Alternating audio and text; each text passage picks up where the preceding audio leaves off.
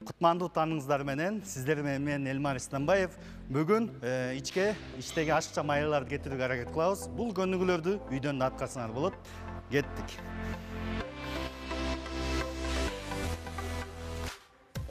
Биринчи көнүгүү. Бул көнүгүүнү 15 жолдан 3 ирет жасайбыз. Эң негизгиси туура жасаш керек. Туура дем алып, дем алабыз, ылдыйда өйдөдө дем чыгарабыз.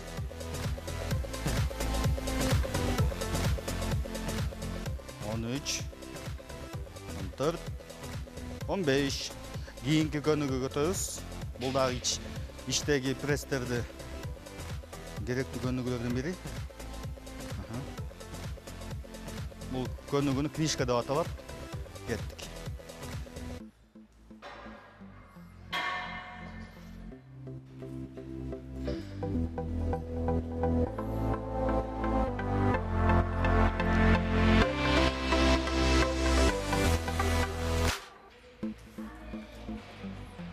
Он үч, 14, 15. Кийинки акыркы көнүгүүнү көрсөтүп берели.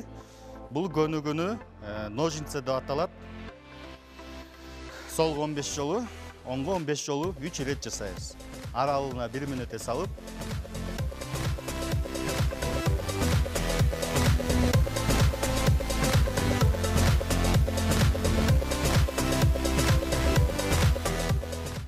Он үч, 14, 15.